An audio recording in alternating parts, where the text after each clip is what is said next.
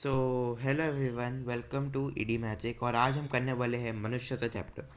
तो ये चैप्टर हमें बहुत ही अच्छा लेसन देता है। आई होप कि ये चैप्टर पढ़ने के ये पोएम पढ़ने के बाद आपको बहुत ही अच्छा लेसन मिलेगा। और ये मैं बता रहा हूँ कि पोएम लंबी है, लेकिन इस पोएम में बहुत ही अच्छा मीनिंग है और बहुत ही आसान पोएम। अगर हम इसे डीपली समझे, दिल से कनेक्ट करके समझे, तो ये पोएम हमें बहुत अच्छी लगी। तो चलो इसे स्टार्ट करते हैं। बहुत अच्छी पोएम है। पहली लाइन। विचार लो कि मरते हो ना, मृत्यु से डरो कभी, मरो परंतु यो मरो की याद जो करे सभी। हुई न यो सुमृत्यु तो वृथा मेरे वृथा जिए, मरा नहीं वही कि जो जिया ना आपके लिए।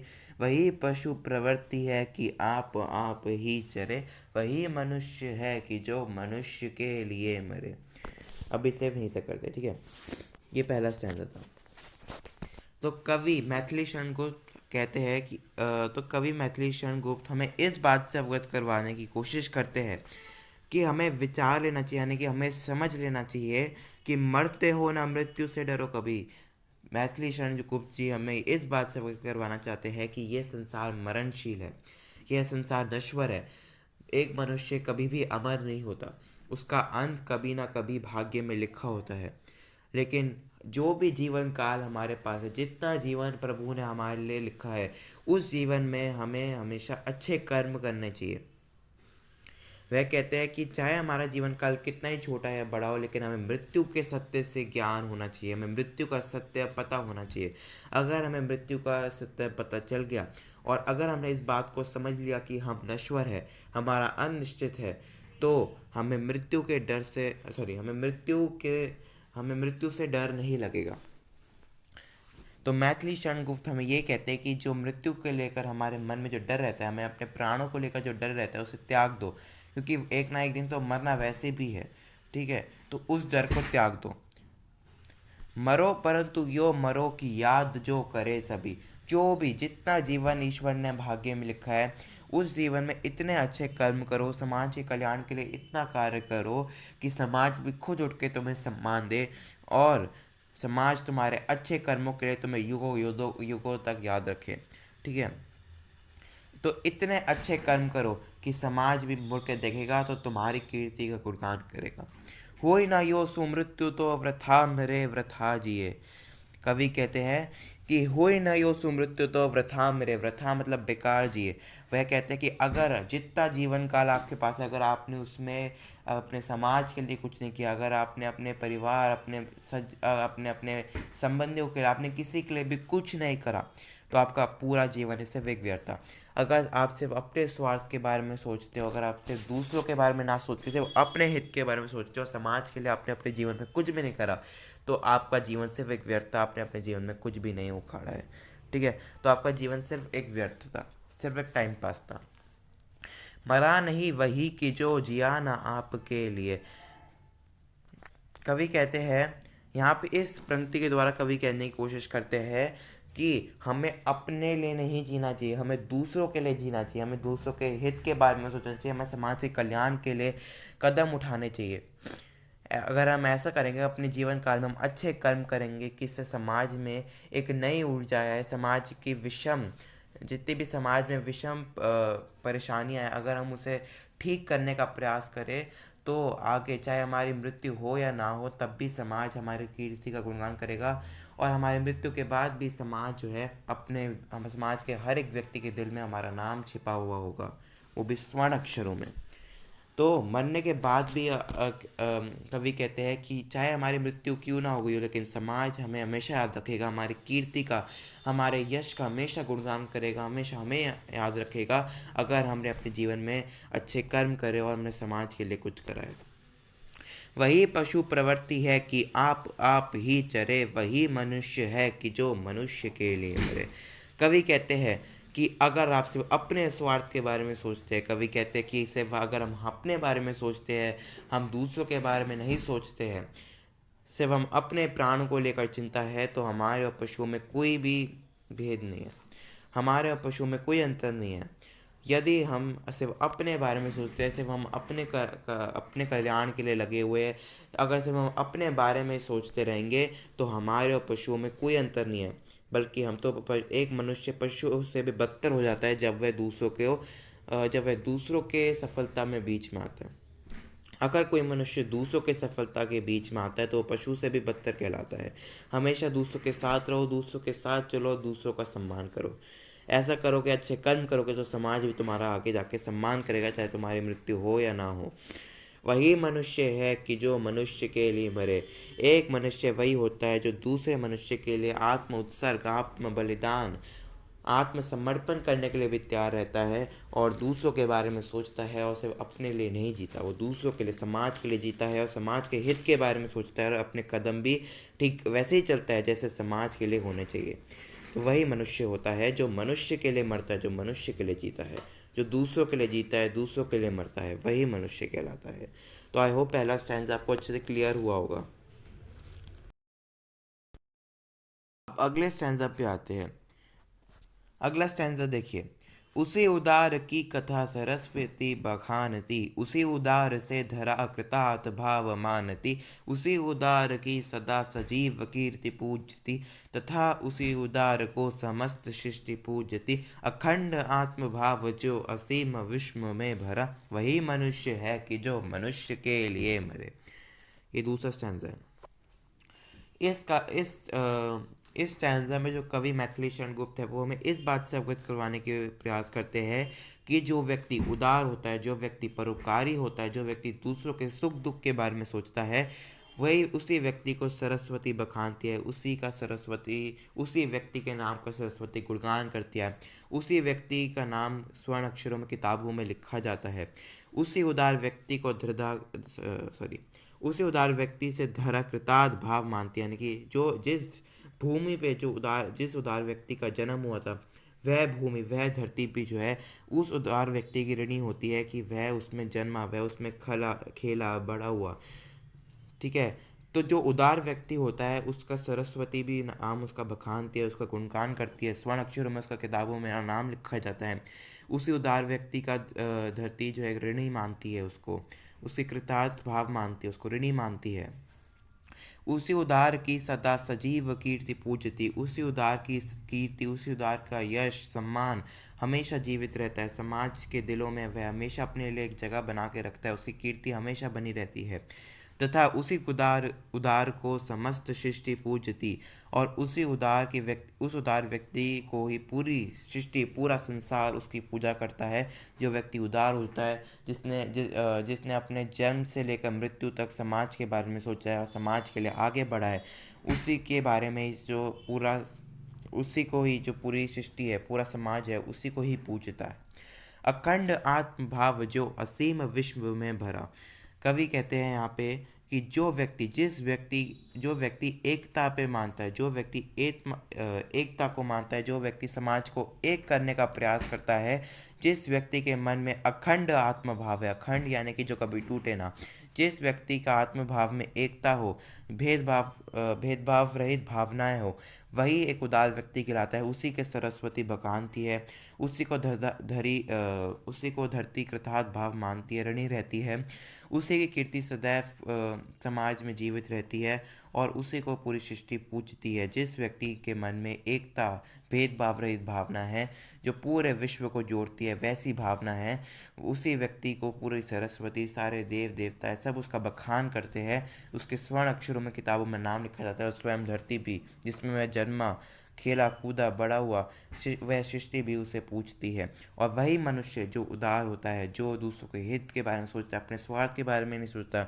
और जो दूसरों के लिए मरने के पे भी तत्पर हो जाता है, वही हमेशा समाज में मरने के बाद भी लोगों के दिलों में जीवित रहता है। तो ये था हमारा सेकंड स्टैंजा। चलिए अगला स्टैंजा है। हम्म श्रुतार्थ रंति देव ने दिया करस्त थाल भी, तथा दधीचि ने दिया परार्थ अस्थि जल भी, उसी नर क्षितिज ने स्वमास दान भी किया, सहर्ष वीर कर्ण ने शरीर चर्म भी दिया, अनित्य देह के लिए अनादि जीव क्या डरे, वही मनुष्य है कि जो मनुष्य के लिए मरे। ये हमारा थर्ड स्टैंजा है। शुद्धार्थ रंधि देव। शुद्धार्थ, शुद्धार्थ का क्या मतलब है? शुद्धार्थ का मतलब है भूखे। ठीक है, शुद्धार्थ का मतलब होता है भूखा। तो वो कहते हैं कि भूखे रंती देव ने दिया करस्त थाल भी। मतलब इसका क्या मतलब है कि जो रंती देव थे उनके पास खाने की एक थाली थी और वो बहुत ज़्यादा भूखे थे, लेकिन उसके बाद भी उन्होंने अपनी वह थाली किसी को दान में दे दी, यानी कि किसी भूखे व्यक्ति को उन्होंने जो है अपनी थाली दान में दे दी, जबकि वे खुद भूखे थे। रंती देव कौन थे? एक राजा थे। रंतीदेव क्या थे? रंतीदेव एक राजा थे, एक परम दानी राजा थे, और वह भूख से बहुत ज़्यादा व्याकुल थे। लेकिन भूख से व्याकुल होने के बावजूद उन्होंने अपने हाथ में वो भोजन की थाली दान में दे दी। तथा दधीची, दधीची कौन थे? अब देखो, इस स्टैंजा में चार लोगों की बात की गई है। एक है रंतीदेव, एक है दधीची, एक है हमारे उशीना क्षितिज, जिनका नाम है शिबी, और चौथे जिनका नाम की बात की वो है कर्ण। तो इन चारों की बात की गई है। ठीक है, और समझते हैं उसको। ठीक है, क्या कहते हैं? तथा दधीचि ने दिया परार्थ अस्थि जल भी। अब जो दधीचि थे वो एक ब्राह्मण थे, और जब देवासुर संग्राम चल रहा था तो इंद्रदेव के पास एक शस्त्र होना था। ठीक है, तो दधीचि ने स्वयं का बलिदान देके अपनी अस्थियों और अपनी हड्डियों से एक वस्त्र एक सॉरी एक अस्त्र बना के जो है इंद्रदेव को दिया, और बाद में वही अस्त्र जो है इंद्रदेव का वज्र कहलाया। जो हम हमने आपने देखा होगा ना, टीवी सीरियल्स में भी आपने या फिर अपने मम्मी पापा से दादा से सुना होगा कि इंद्रदेव के पास एक वज्र था। एक उनका सबसे पावरफुल वेपन था इंद्रदेव का। तो वो कैसे बना, वो वज्र कैसे बना? तो जो एक दधीची नाम के एक ब्राह्मण थे, उन्होंने स्वयं का बलिदान दिया, फिर उन्होंने स्वयं आत्म बलिदान दिया, फिर उनकी जो अस्थियाँ थी, उनकी जो हड्डियाँ थी, उनसे बना था ये वज्र। ठीक है, तो उन्होंने अपनी जान को त्याग दिया, अपने अपने प्राण त्याग दिए, ताकि इंद्रदेव का वज्र बन सके। ठीक है, उशीनर क्षितिज, उशीनर उशीनर का क्या मतलब होता है? बेसिकली उशीनर होते हैं गंधार देश के राजा। ठीक है, तो गंधार देश के जो राजा थे उशीनर क्षितिज, उन्होंने अपने शरीर का मांस दान में दिया। क्यों? क्योंकि उन्होंने एक कबूतर को वचन दिया था कि वह उसकी रक्षा करेंगे, और एक दिन बाज ने क्या किया? कबूतर पे हमला कर दिया। अब जब उशीना क्षितिज गए उस बाज के पास, उससे बोला कि उसने वचन दिया उस कबूतर को कि वह उसकी प्राण की रक्षा करेगा, तो वह वहाँ से चले जाए। फिर वो बाज कहता है उशीना क्षितिज को कि मतलब कि ये तो संसार का नियम है कि जो व्यक्ति आया है वह स्वतंत्र होकर अपना भोजन खा सकता है। ईश्वर ने मुझे बाज बनाया है, और मेरा काम है कि मैं बाज हूँ, तो मैं ऑफ कोर्स ही बात है, मैं क्या खाऊंगा? मैं तो मांस खाऊंगा ना। तो मुझे मेरे भोजन के बीच में मत आओ। तो उशीना क्षितिज ने अपने वचन का पालन करते हुए उन्होंने खुद के शरीर का मांस काट के बाज को दिया, और वो भी मतलब जितना कबूतर का वज़न है उतने वज़न का अपने शेर का मांस काट के उन्होंने बाज को दिया। और क्यों दिया? ताकि क्योंकि उन्होंने कबूतर को वचन दिया था कि वह उसके प्राणों की रक्षा करेंगे। तो वह अपने वचनों पे अटल रहे, और उन्होंने कबूतर अपनी ना सोच के कबूतर की सोची, अपने वचन की सोची, और उन्होंने अपने शरीर का वह मांस काट के बाज को दे दिया। सहर्ष वीर कर्ण ने शरीर चर्म भी दिया। सहर्ष यानी कि वीर और कर्ण, आपने सुना होगा जो कर्ण थे वो कितने वीर थे, कितने दानवीर थे। ठीक है, उन्हें संसार उनके अच्छे कर्मों के लिए, उनके परोपकार वाले, उनके स्वभाव के लिए जो समाज है उनको हमेशा याद रखता है। ठीक है, तो जो कर्ण थे उन्होंने अपने शरीर का कवच और कुंडल तक दान दे दिया। कर्ण कौन थे? कुंती पुत्र थे। तो उन्होंने क्या किया था? वो सूर्य पुत्र थे, कुंती पुत्र थे, और उन्होंने जो है अपने शरीर में से जो उनका जो कवच और कुंडल था, उन्होंने वह दान दे दिया। अनित्य देह के लिए अनादि जीव क्या डरे। हमारा जो शरीर है वह नश्वर है, कभी भी नष्ट हो सकता है। हमारी आत्मा अमर है, लेकिन हमारा शरीर अमर नहीं है। हमारा शरीर नष्ट हो सकता है, हमारा शरीर जो है वह नश्वर है। तो जो शरीर नश्वर है, जो शरीर कभी भी नष्ट हो सकता है, उसे जोखिम में क्यों ना डालें। जो शरीर दूसरों की भलाई में काम हो सकता है, उस शरीर को जोखिम में डालकर दूसरों की भलाई के लिए कार्य करो, क्योंकि हमारा शरीर तो नष्ट होगा एक ना एक दिन। क्योंकि ये शरीर मरणशील है, ये शरीर नश्वर है, एक ना एक दिन ये शरीर खत्म होगा। ठीक है। तो एक ना एक दिन ये शरीर खत्म होगा, तो क्यों ना इस शरीर को दूसरों के भलाई के लिए जोखिम में डाला जाए, दूसरों के लिए इसे काम में लाया जाए। हमारी आत्मा अमर है, लेकिन हमारा शरीर अमर नहीं है, वह कभी भी नष्ट हो सकता है, वह मरणशील है, वह नश्वर है। तो इसलिए अपने शरीर को, अपने इस नश्वर शरीर को दूसरों की भलाई के लिए दूसरों की भलाई के लिए इसे जोखिम में डालना चाहिए, और वो भी बिना डरे आगे बढ़कर दूसरों के लिए काम करना चाहिए। वही मनुष्य है कि जो मनुष्य के लिए मरे, और जो मनुष्य दूसरों के लिए मरता है, मतलब कि जो दूसरों के लिए जीता है, जो दूसरों के सुख दुख के बारे में सोचता है और दूसरों के लिए हमेशा अपने प्राण देने के लिए भी तत्पर रहता है, वही असली मनुष्य होता है। और हमें उशिना क्षितिज, हमें दधीचि, हमें कर्ण और हमें रंतिदेव जैसे महान लोगों से, जिन्होंने हमारे इतिहास में कई उच्च कार्य करे हैं, समाज में कई आदर्श जिन्होंने हमें दिए हैं, हमें उनका सम्मान करना चाहिए। और साथ साथ हमें अपने जीवन में उनके स्वभावों को, जैसे परोपकार, ठीक है, जैसे कि निडरता, साहस, हमें इन गुणों को भी अपने जीवन में अपनाना चाहिए, जो इन महान लोगों ने हमें इतिहास में से हमें देने की सीख दी है। ठीक है। जिस तरह रंतिदेव ने भूख से व्याकुल होने के बाद अपने भोजन की थाली दान में दी, जिस तरह दधीचि ने अपने स्वयं को बलिदान देके उनके हड्डियों और अस्थियों से एक वज्र बनाकर इंद्र को दिया, जिस तरह से उशीना क्षितिज ने अपना शरीर का स्वयं का मांस काट के बास को दिया ताकि वे अपने वचन पर अटल रहे, और जिस तरह से कर्ण ने खुशी खुशी अपने शरीर के कवच और कुंडल दान दे दिए, हमें भी दूसरों के लिए करना चाहिए, हमें भी परोपकारी होना चाहिए, और हमें इस अनित्य यानी कि हमें भी इस नश्वर शरीर के लिए इतना चिंतित नहीं रहना चाहिए, बल्कि दूसरों के कार्य में से उपयोग में लाना चाहिए। तो ये था हमारा स्टैंजा नंबर 3। आई होप आपको एक एक चीज़ समझ में आ रही है। तो चलिए अब अगले स्टैंजा पे आते हैं। अगला स्टैंजा देखिए क्या है। अगला स्टैंजा, सहानुभूति चाहिए महाविभूति है यही, वशीकृता सदैव है बनी हुई स्वयं ही। मनुष्य ऐसा, एक मिनट, ये क्या है, अच्छा दोबारा करते हैं। सहानुभूति चाहिए महाविभूति है यही, वशीकृता सदैव है बनी हुई स्वयं ही। विरुद्धवाद बुद्ध का दया प्रवाह में बहा, विनीत लोक वर्ग क्या ना सामने झुका रहा। आहा वही उदार है परोपकार जो करे, वही मनुष्य है कि जो मनुष्य के लिए मरे। यहाँ तक करना है, ठीक है। स्टैंजा वाइज, सहानुभूति चाहिए महाविभूति है यही।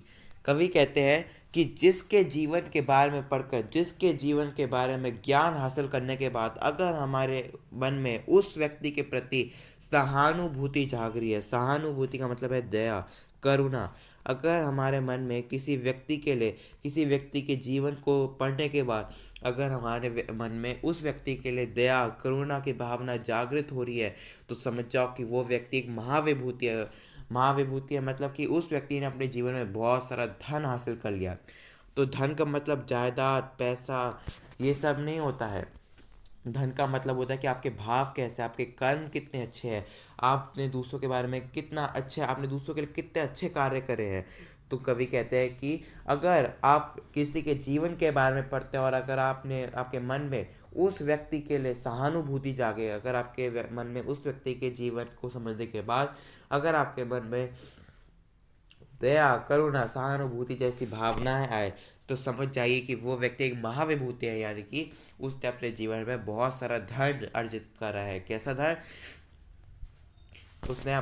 उसने जो है बहुत सारे, उसके मन में बहुत ही अच्छी भावनाएं हैं, उसने अपने जीवन में बहुत सारे अच्छे कर्म करे हैं, और यही सबसे बड़ी विभूति होती है, यानी कि यही सबसे बड़ा धन होता है एक मनुष्य के लिए। तो अगर हम किसी व्यक्ति के बारे में पढ़ रहे हैं, अगर किसी का जीवन के पढ़ने के बाद अगर हमारे मन में किसी के लिए भी दया, करुणा की भावना जागृत हो रही है, तो समझ जाओ कि उस व्यक्ति के पास क्या है, महाविभूति, यानी कि उस व्यक्ति ने अपने जीवन में बहुत सारा धन कमाया है। कैसा धन? अच्छे कर्म के रूप में उसने बहुत अच्छा, उसने सम्मान के रूप में बहुत सारा धन कमाया है। ठीक है। वशीकृता सदैव है बनी हुई स्वयं ही। फिर कवि कहते हैं कि अगर हमें अब ईश्वर को वश में करना है, तो पैसा, जायदाद, इन सब से ईश्वर को हम वश में नहीं कर सकते। अगर हमें ईश्वर को वश में करना है तो हमारे भाव अच्छे होने चाहिए, हमारे कर्म अच्छे होने चाहिए। वशीकर्ता मतलब कि वश में करना। अगर हमें ईश्वर को, मही मतलब कि ईश्वर, ठीक है, मही मतलब ईश्वर, अगर हमें ईश्वर को वश में करना है तो हमारे भाव, हमारे कर्म अच्छे होने चाहिए और हम सच की राह पे चलने चाहिए। और हमें और हमें, अगर हमारे मन में किसी के लिए भी सहानुभूति जाग रही है, यानी कि दया करुणा की भावना जाग रही है, तो समझ जाओ कि वो व्यक्ति के पास बहुत सारा धन है। कैसे धन है? अच्छे सम्मान के रूप में उसके पास बहुत सारा धन है, उसके पास महाविभूति है, ठीक है, यानी कि उसके पास बड़ी भारी पूंजी है। विरुद्धवाद बुद्ध का दया प्रवाह में बहा, विनीत लोक वर क्या न सामने झुका रहा। अब देखिए इन दोनों लाइन में कवि क्या कहते हैं, इन दोनों लाइन में कवि कहते हैं विरुद्धवाद। विरुद्धवाद मतलब कि जो दूसरों के खिलाफ खड़ा हो, ठीक है, यानी कि जो गौतम बुद्ध थे, उन्होंने समाज में जो रूढ़ियाँ थी, समाज में जो विषम परिस्थितियाँ थी, विषम परेशानियाँ थी, और हमारे समाज में जो गलत सोच चल रही थी, हमारे गौतम बुद्ध जी ने उन सोच के खिलाफ आवाज़ उठाई। कैसे? वह हमेशा धर्म और न्याय के रास्ते पे चलते रहे। उन्होंने हमेशा धर्म, सत्य और न्याय के रास्ते पे वे चलते रहे, और उस रास्ते पर चलकर उन्होंने जो है समाज को असली आईना दिखाया कि असली सोच क्या होती है। क्योंकि समाज में इतनी विषम रूढ़ियाँ थी, इतनी गलत सोच थी उस समय समाज में, इतने स्टीरियोटाइप्स थे समाज में, इतना भेदभाव चलता समाज में, कि हमारे गौतम बुद्ध जी ने उन भेदभाव को मिटाने के लिए, सब लोगों में एकता करने के लिए, उन्होंने सत्य, धर्म और न्याय के रास्ते पे चले वो, ठीक है। और उनके इस सत्य, धर्म और न्याय को देखते हुए पूरा संसार उनके दया, और पूरा संसार उनके स्वभाव के सामने झुक गया। आहा वही उदार है परोपकार जो करे, वही मनुष्य है कि जो मनुष्य के लिए मरे।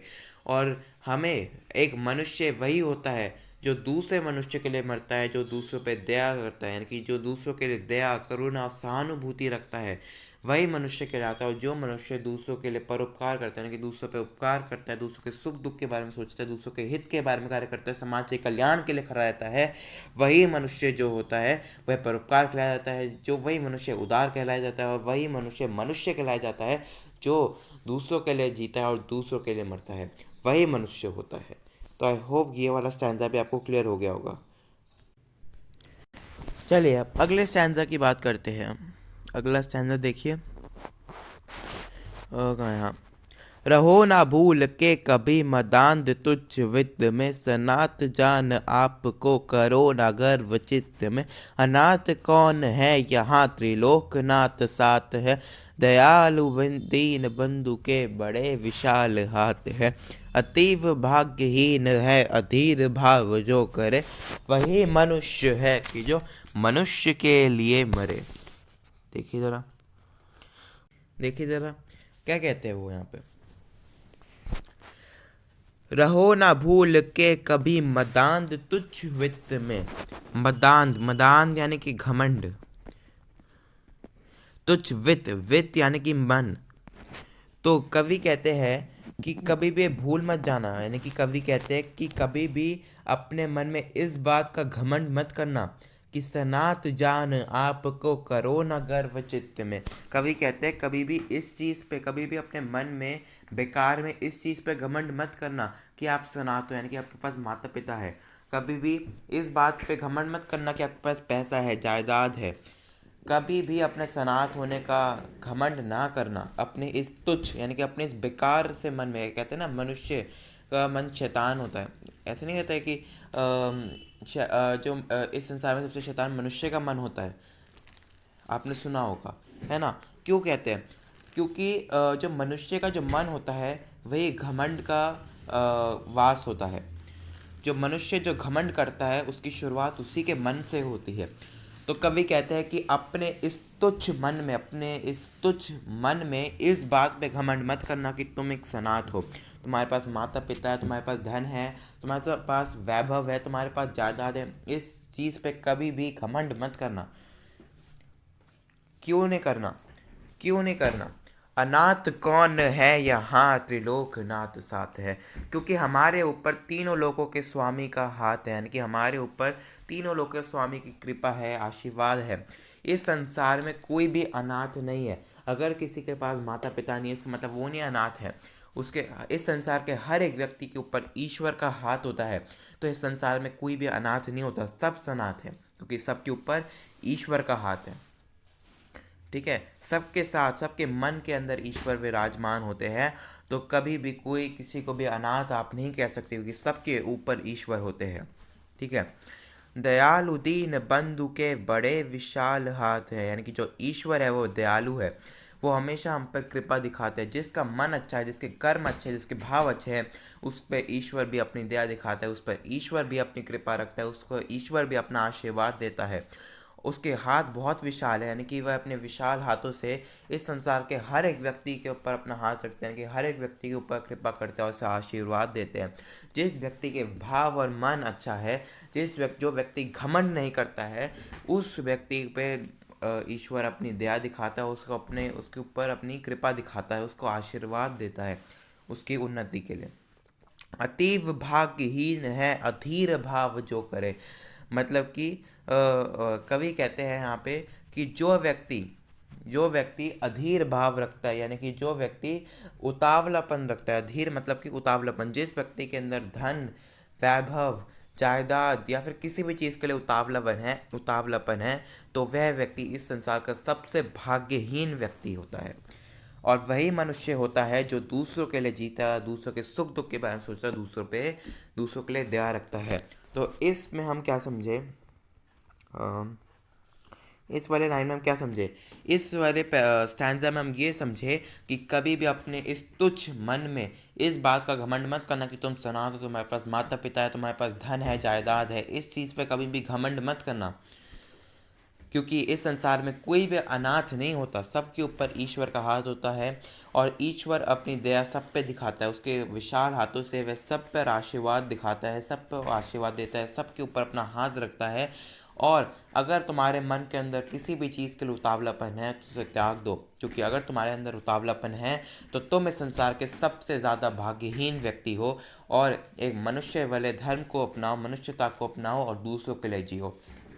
ठीक है, और अपने मन के उतावलेपन को त्याग दो। तो ये स्टैंजा भी हमारा पूरा हो गया। आई होप आपको एक एक चीज़ समझ में आ रही है। चलिए अब अगले स्टैंजा पे आते हैं। अगला स्टैंजा क्या है देखिए। हाँ, अनंत अंतरिक्ष में अनंत देव है खड़े, समक्ष ही स्वभाव जो बड़ा रहे बड़े बड़े, परस्परावलंब से उठो तथा बढ़ो सभी, अभी अमर्त्य अंक में अपंक हो चढ़ो सभी, रहो न यो कि एक से न काम और कह सके, वही मनुष्य है कि जो मनुष्य के लिए मरे। देखो भाई क्या कह रहे हैं इस स्टैंजा में, जो कवि है वो दो चीज़ें मिलनी कह रहे हैं। ठीक है, पहली चीज़ वो क्या कह रहे हैं, कवि इस स्टैंजा में पहली चीज़ ये कह रहे हैं कि जिस व्यक्ति ने दयालु और जो व्यक्ति दयालु और परोपकारी है, यानी कि जिस व्यक्ति ने अपने पूरे जीवन में दूसरों की सहायता करी है, दूसरों के कल्याण के लिए उसने अपने बहुत ज़्यादा दूसरों के कल्याण के लिए उसने कदम उठाया है, और उसे दूसरों के सुख दुख के बारे में सोचा है, दूसरों के लिए उसने काम करा है, ऐसा परोपकारी व्यक्ति और ऐसा दयालु व्यक्ति अगर मृत्यु होती है अगर ऐसे व्यक्ति की, तो उस व्यक्ति की मृत्यु बाद स्वयं देव, यानी कि जितने भी देव है, वह देव भी स्वयं उस मनुष्य का स्वागत करते हैं। जितने भी देवतागण हैं, देवतागण मतलब कि देवताओं का समूह, तो जितने भी देवताओं का समूह, जितने भी देवतागण हैं, वह सब उस मनुष्य की मृत्यु के बाद उसका स्वागत करते हैं। जिस मनुष्य ने अपना पूरा जीवन से ले जिस व्यक्ति ने अपना पूरा जीवन जन्म से लेकर मृत्यु तक, जिस व्यक्ति ने दयालु और परोपकारी वाला स्वभाव अपनाया है, ऐसे व्यक्ति का स्वागत स्वयं देवता करते हैं। ठीक है, तो पहली चीज़ कवि ने क्या बताई यहाँ पे कि जिस व्यक्ति की मृत्यु होती है और अगर उस व्यक्ति ने अपने जीवन में परोपकार किया है, दया की है, करुणा की है, तो ऐसे व्यक्तियों का स्वागत स्वयं देवता करते हैं। हमारा संसार अनंत है, हमारा संसार विस्तृत है और इसकी कोई सीमा नहीं है, और इस असीमित संसार के अंदर असीमित देव है, अनंत देव है, और ये सब देव उन मनुष्यों की मृत्यु के बाद उन सब को स्वागत करते हैं जिन्होंने अपने जीवन में परोपकार किया है, जिन्होंने अपने जीवन दूसरों के लिए जिया है। ऐसे व्यक्तियों का स्वागत स्वयं देव करते हैं। दूसरी चीज़ जो कवि ने इस स्टैंजा में बताई है कि हमें एक दूसरे की सहायता करनी चाहिए। अगर हमें एक दूसरे का उद्धार करना है, अगर हमें एक दूसरे की कल्याण करना है, तो हमें इसके लिए हमें एक दूसरे की सहायता करनी चाहिए। अगर हमें लेट्स से फॉर एग्जांपल, अगर आप भी वोट्स दे रहे हो, आपका फ्रेंड भी वोट दे रहा है, तो आप दोनों का मार्ग एक ही है। तो हमेशा एक दूसरे की सहायता करो ताकि आप दोनों साथ में उस मार्ग तक पहुंच जाओ। कभी भी भेदभाव की भावना अपने मन में नहीं रखनी चाहिए। हमेशा अगर हमें एक दूसरे का उद्धार चाहिए, तो अगर हमें एक दूसरे का कल्याण चाहिए, तो हमें एक दूसरे की सहायता करनी चाहिए। और अगर हम दूसरों के लिए जी कर सिर्फ अपने लिए जीते, अपने स्वार्थ के लिए जीते, तो ऐसा मनुष्य मनुष्य नहीं कहलाया जाता। तो तो इस स्टैंजा में जो कवि है वो मेनली ये कहना चाहते हैं कि हमें अपने जीवन में परोपकारी गुण अपनाना चाहिए, हमें परोपकारी होना चाहिए। और अगर हम परोपकारी हो गए, हम दयालु हो गए, तो हमारी मृत्यु के बाद स्वयं अनंत देव हमारे स्वागत करेंगे। और साथ साथ हमें एक दूसरे को उद्धार के लिए, एक दूसरे कल्याण के लिए हमें एक दूसरे की सहायता करनी चाहिए। अनंत यानी कि जिसका कोई भी अंत ना हो, ठीक है। और परस्परावलम, परस्परावलम मतलब कि एक दूसरे का सहारा, हमें एक दूसरे की सहायता करनी चाहिए। अमर्त्य अंक, अमर्त्य अंक मतलब कि देवताओं की गोद, यानी कि स्वयं देवतागण हमारा स्वागत करते हैं हमारी मृत्यु के बाद, अगर हमने अपने जीवन में अच्छे कर्म करे। अपंक यानी कि कलंक रहित, ठीक है। तो मैंने आपको वर्ड मीनिंग भी बताता चल रहा हूँ, और साथ साथ मैं आपको एक एक लाइन का मैं आपको मीनिंग भी समझा रहा हूँ, ठीक है। इसके बाद भी अगर कोई डाउट है तो कमेंट कर देना, कमेंट आपका ही है, ठीक है। तो प्लीज़ डाउट्स हो के कमेंट करना, जो फीडबैक है वो प्लीज़, मुझे आपका रिस्पांस चाहिए होता है, कमेंट प्लीज़ करना आप लोग, ठीक है। कमेंट्स मैं चाहता हूँ कि अच्छे खासे हो। लाइक्स भी प्लीज़, लाइक भी करना है इस वीडियो को, कम से कम 10 लाइक तो यार होने चाहिए इस वीडियो पे। 10 लाइक, 10 कमेंट या 20 कमेंट कर दो प्लीज़, ठीक है। और ज़्यादा से ज़्यादा लोगों को इस वीडियो को शेयर करो। मैं इतनी अच्छे से पूरी पोएम समझा रहा हूँ यार, ठीक है। करीब 35 मिनट से समझा रहा हूँ, तो प्लीज़ इस पोएम को अच्छे से मेरा मेन उद्देश्य है कि आपको पोएम अच्छे से समझ में आ जाए, ठीक है। तो प्लीज़ थोड़ा सा आप भी सपोर्ट दिखाओ, थोड़ा शेयर करो, ठीक है। मैं अपनी तरफ से कर रहा हूँ, आप अपनी तरफ से करो, ठीक है। लाइक करो, कम से कम 10 लाइक्स मुझे इस वीडियो पे चाहिए प्लीज़, ठीक है। दूसरे ईमेल आईडी से करो, दूसरों से करो, ठीक है। बस क्लियर करना, ठीक है। तो कि मतलब मुझे कविता बहुत अच्छी लगी, तो मैं इसे बहुत जोश के साथ करा रहा हूँ। तो आप भी पूरे जोश के साथ लाइक करना, कमेंट करना और दूसरों को शेयर करना। सब्सक्राइब नहीं करा है तो प्लीज़ सब्सक्राइब करना, ठीक है। 20 सब्सक्राइबर तक पहुँचा दो यार। चलो, चलो आगे बढ़ते हैं। चलिए अब आते हैं हमारे सेकंड लास्ट स्टैंजा में। मनुष्य मात्र बंधु है, यही बड़ा विवेक है। पुराण पुरुष स्वयंभू पिता प्रसिद्ध एक है। फलानुसार कर्म के अवश्य भाय भेद है, परंतु अंतरैक्य में प्रमाण भूत वेद है। अनर्थ है कि बंधु ही ना बंधु की व्यथा हरे, वही मनुष्य है कि जो मनुष्य के लिए मरे। चलिए इस स्टैंजा को देखते हैं। तो इस स्टैंजा में जो हमारे, अभी मैं आपको थोड़ा ऊपर ऊपर से बताता हूँ, फिर डीप भी जाएगा थोड़ा लाइन के बीच में। जो कवि मैथिली शरण गुप्त है, वो मैं इस बात से अवगत करवाने का प्रयास कर रहे हैं कि हम सब एक दूसरे के भाई बहन हैं, हम सब बंधु हैं, हम सब एक दूसरे के भाई बहन हैं। और व्यथा की बात यह है, दुख होने वाली बात यह है कि हम एक दूसरे के साथ भेदभाव करते हैं, एक दूसरे का तिरस्कार करते हैं, एक दूसरे के सुखों दुखों को अपना सुख दुख नहीं मानते। ये सबसे बुरी बात है। हम सब एक दूसरे के भाई बहन हैं, भाई बंधु हैं, हम सबका ईश्वर एक है, लेकिन फिर भी हम एक दूसरे में भेद करते हैं, ठीक है। हाँ, अच्छा चलो थोड़ा, अब चलो पोएम में जाता हूँ। थोड़ा ऊपर ऊपर से आपको समझ में आ गया होगा, अब थोड़ा डीप चलते हैं। मनुष्य मात्र बंधु है, यही बड़ा विवेक है। कवि कहते हैं कि सबसे बड़ी समझदारी इस बात को समझने में है कि हम सब बंधु हैं, यानी कि हम सब भाई बहन हैं। हम सब मनुष्यों को ये समझ जाना चाहिए कि हम सब बंधु हैं, हम सब भाई बहन हैं। और यही सबसे बड़ी समझदारी है कि हम सब ये समझ जाए कि हम सब क्या है, भाई बहन है, यानी बंधु है। पुराण पुरुष स्वयंभू पिता प्रसिद्ध एक है। स्वयंभू यानी कि परमात्मा, यानी कि यहाँ पे कवि कहना चाहते हैं कि हम सबके ईश्वर एक ही है। कवि कहते हैं कि हम सबके पिता रूपी ईश्वर एक है, यानी कि यहाँ पे जो कवि है वो कहते हैं कि हम सबके पिता क्या है, ईश्वर है। मतलब एक है हमारे जन्म देने वाले पिता, ठीक है। पर एक पिता वो है जिसने इस पूरे संसार की रचना करी, जिसने मनुष्य की रचना करी, जीव जंतुओं की रचना करी। और वो पिता हम सबका एक ही है, वो है स्वयं ईश्वर है, वो है स्वयं परमात्मा। कवि कहते हैं कि हम सबके परमात्मा एक ही है। फल अनुसार कर्म के अवश्य बाय भेद है। कवि कहते हैं कि हम सब में क्या कवि कहते हैं कि हम सब में एक सिमिलरिटी ये है, हम सब में एक चीज़ कॉमन क्या है कि हम सब के पिता एक है। और हम सब में डिफरेंस क्या है, हम सब में डिफरेंस ये है कि हम सब के कर्म अलग अलग है। इस लाइन में जो कवि है, उन्होंने सिमिलरिटी बताई है हर एक ह्यूमन के में, कि हम सब क्या है, हम सब के पिता एक ही है, वो है परमात्मा। हम सब उसी परमात्मा के अंश है। लेकिन इस वाली लाइन में कवि ने जो है हम सबके बीच में एक डिफरेंस बताया है। वो क्या डिफरेंस है कि हम सबके कर्म अलग अलग हैं। ठीक है, हम सबके कर्म अलग अलग है। अब अलग अलग कर्म होने की वजह, अलग अलग कर्म कर्म यानी कि जो हमने कार्य करे हैं, हम सबके कर्म अलग अलग है, जिसके कारण हम सबके फल भी अलग अलग है। खाने वाला फल नहीं। आपने देखा होगा कि अगर आप अच्छे कर्म करते हो, फॉर एग्जांपल अगर आप किसी की मदद कर रहे हो, तो हो सकता है कि आपको इसके लिए कोई अवार्ड मिले, या फिर हो सकता है कि वो आपको आशीर्वाद दे, या फिर हो सकता है कि वो आपको मनपसंद चीज़ लेकर दे। अब वो स्वार्थ या लालसा के लिए आपने नहीं करना है कि वो मुझे चीज़ खरीद के देगा इसलिए मदद कर रहा हूँ। लेकिन बस आपने अच्छे मन के कारण, अच्छे दिल के कारण, और दूसरों की भलाई के कारण और परोपकार के कारण आपने उनकी मदद करी, है ना।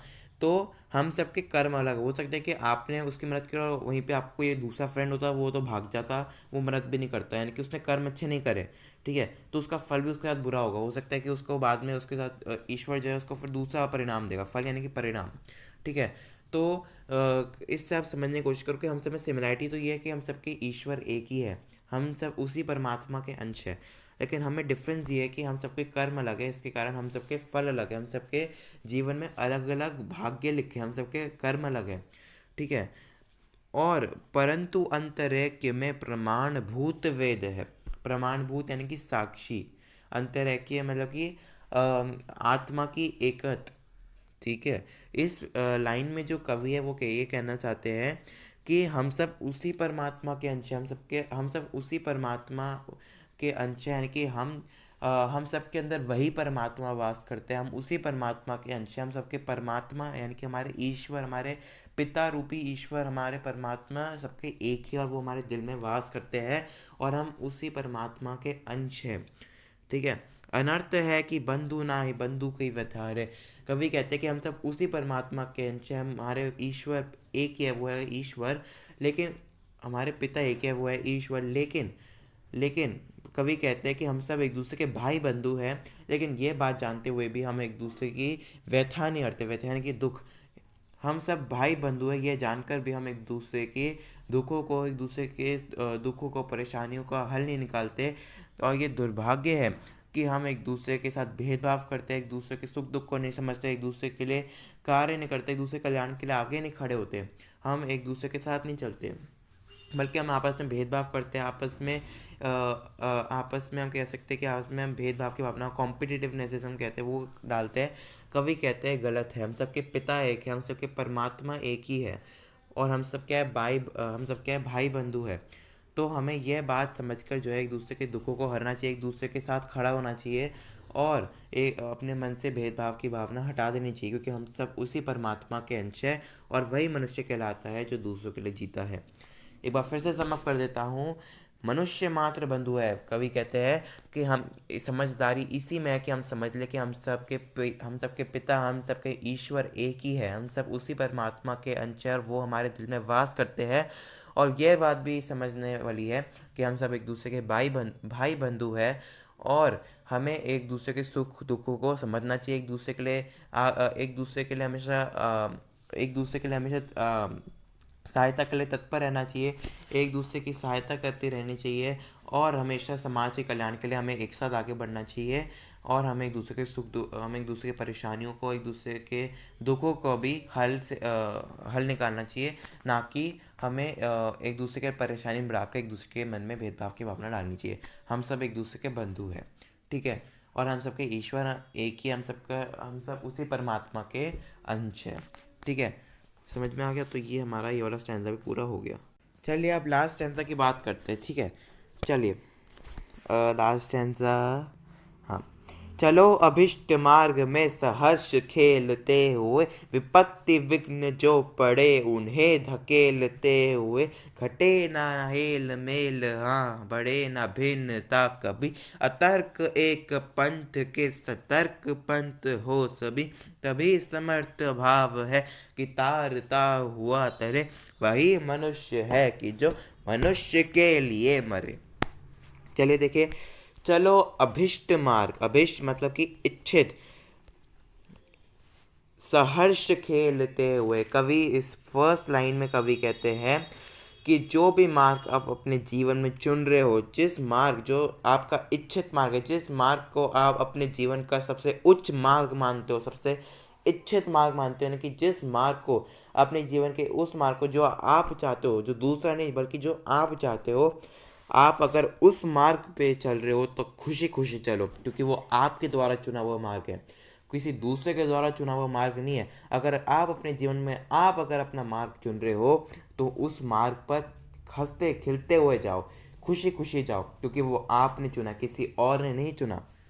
विपत्ति विघ्न जो पड़े उन्हें धकेलते हुए, आप जानते हो कि वो मार्ग आपने चुना है, आप उस मार्ग के बारे में सब कुछ जानते हो, वो आपके द्वारा चुना हुआ मार्ग है, तो आप हंसते हुए जाओ, और साथ साथ जितने भी विघ्न आ रहे हैं, जितने भी बाधाएं रुकावटें आ रही है, उन सबको धकेलते हुए आगे जाओ, क्योंकि वो आपके द्वारा चुना हुआ मार्ग है, और किसी में इतना दम नहीं है कि वो आपको आपके मार्ग से लाए, बल्कि आप उन बाधाओं विघ्नों को हटा दो अपने मार्ग से। घटे ना हेल मेल हाँ बढ़े ना भिन्नता कभी, घटे ना हेल मेल, हेल मेल यानी कि भाईचारा। कवि कहते हैं कि हमारे अंदर जो भाईचारा है, यानी कि हमारे और बाकी मनुष्य के बीच में जो भाईचारा है, उसे कभी भी ख़त्म ना होने दो। हमें आपस में, हमें बाकी मनुष्यों के साथ आपस में हमें क्या करना चाहिए, हमें भाईचारे की भावना को ज़्यादा बढ़ाना चाहिए, और हमें भिन्नता की भावना को, यानी कि भेदभाव की भावना को, डिफरेंसेस स्टीरियोटाइप्स की भावनाओं को हमें कम करना चाहिए, और भाईचारे, यूनिटी, ब्रदरहुड, ऐसी भावनाओं को हमें आगे बढ़ाना चाहिए। ठीक है। अतर्क एक पंथ के सतर्क पंथ हो सभी, क्यों क्यों हमें भाईचारे की भावना जगानी चाहिए, इसलिए जगानी चाहिए क्योंकि हम सब उसी रास्ते के, हम सब उसी पंथ, पंथ यानी कि हम उसी रास्ते के, हम क्या है, पंथी है, यानी कि राही है, हम सब उसी रास्ते पे चलते हैं, हम सब एक ही रास्ते पे चलने वाले राही है। तो हमें एक दूसरे के कल्याण के लिए एक दूसरे की सहायता करनी चाहिए, एक स्टैंजा में हमने पढ़ा था। ठीक है। तो क्या कहते हैं कवि, कवि कहते हैं कि हम सबके, हमने जो मार्ग चुना है वो इच्छित है, वो आपने चुना है मार्ग, और अगर आपने वो मार्ग चुना है, किसी और ने नहीं चुना है, तो खुशी खुशी जाओ, जितनी भी रुकावटें आ रही उन सबको धकेलते हुए आगे बढ़ो, अपने आपस में भाईचारे की भावना बढ़ाओ, और भिन्नता की भावना को घटा दो, पूरी तरह से कम कर दो। क्यों कर दे कम, क्यों भाईचारे की भावना को आगे बढ़ाए, क्योंकि हम सब एक ही रास्ते पे चलने वाले राही है, और हमको एक दूसरे के कल्याण के लिए एक दूसरे की सहायता करनी चाहिए। और अगर हम एक दूसरे की सहायता करेंगे, एक दूसरे के कल्याण के लिए हम एक दूसरे के मदद करेंगे, और हम एक दूसरे के आपस में हम एक दूसरे के साथ भाईचारे की भावना को ज़्यादा बढ़ाएंगे, तो हम अपने लक्ष्य तक पहुंच जाएंगे। तो कवि कहते हैं अपने इच्छित मार्ग पे चलो, हंसते खिलते हुए, रुकावटों को हटाते हुए आगे चलो, और और एक दूसरे के साथ भाईचारे की भावना को बना के रखो, और जितनी भी रुकावटें आ रही हैं उन सबको हटा दो, और और एक दूसरे के कल्याण के लिए एक दूसरे की सहायता करो, ताकि एक दूसरे का उद्धार हो जाए।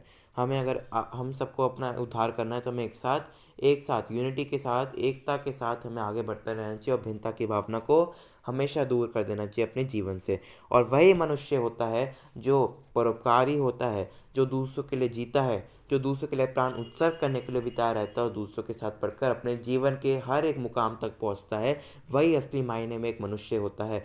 तो यह कविता हमें संदेश देती है कि परोपकार और भाईचारा ये ऐसे भाव है जिन्हें अपने अंदर हमें जागृत करना चाहिए, इन्हें प्रोत्साहित करना चाहिए, और दूसरों के लिए जीना चाहिए, अपने प्राण को उत्सर्ग करने के लिए भी तैयार रहना चाहिए। और हमें अपने समाज में उन आदर्शों को, जो हमारे महान महान लोग जो हमारे इतिहास के थे, कर्ण, रंतिदेव, इनके द्वारा दी गई सीखों को और मूल्यों को अपनाना चाहिए, और जीवन में हमेशा अपने समाज में हमें एक ऐसा स्थान बनाना चाहिए कि समाज में हमारे मरने के बाद भी लोग हमारा सम्मान करें, और हमें स्वयं धरती भी हमारे ऋणी रहे, और स्वयं धरती हमारे पूजे, हमारे इस धरती पर रहने वाले लोग हमारी पूजा करें, इन द सेंस कि हमें हमारा सम्मान दें, और इस शरीर जो अमर्त्य है, जो अनंत है, मतलब कि जो अनंत नहीं है। हमारा शरीर जो है नश्वर है, मरणशील है। तो इस शरीर के लिए दुखी होने के बजाय, इस शरीर को हमेशा मृत्यु से बचाने के बजाय इसे जोखिम में डालो और दूसरों की सहायता के लिए हमेशा तत्पर रहो। आत्मा अमर है, हमेशा आत्मा अजर रहेगी। तुम्हें अपना कर्म निभाना है, अच्छे कर्म करो, अच्छी भावना को, ईश्वर भी तुम्हारे वश में आ जाएंगे। और सहानुभूति को समझो कि वो ही महाविभूति, यानी कि सहानुभूति, दया की भावना ही सबसे बड़ा धन है। उसे अपने जीवन में अपनाओ और बुद्ध के दिए हुए रास्तों पर चलो, न्याय, धर्म, सच, इन सब के रास्तों पे चलो। अनंत ईश्वर, अनंत संसार के अनंत ईश्वर जो है तुम्हारे राह पे है कि वह दया और परोपकारी व्यक्तियों का स्वागत करे। और तुम्हारे किए गए अच्छे कर्म और अच्छी भावनाओं से ईश्वर भी तुम्हारे वश में आसानी से आ सकते हैं। और कभी भी इस चीज़ पर घमंड मत करना कि तुम एक सनात हो, बल्कि इस संसार में हर एक इंसान के ऊपर उसी ईश्वर की कृपा रहती है। एक ही ईश्वर है, हम सब भाई बंधु है। भेदभाव की भावना को हटाकर एक साथ चलो, लक्ष्य तुम्हारा होगा। Thank you for watching this chapter. Like, share, subscribe करिए और आगे आने वाले वीडियोस के लिए वेट करिए। और प्लीज़ आपकी सपोर्ट की ज़रूरत है, इतना अच्छे से समझाया यार। प्लीज़ थोड़ा सपोर्ट दिखाओ, लाइक शेयर सब्सक्राइब करो। आगे बढ़ता हूँ नेक्स्ट वीडियो में, तब तक के लिए जय हिंद।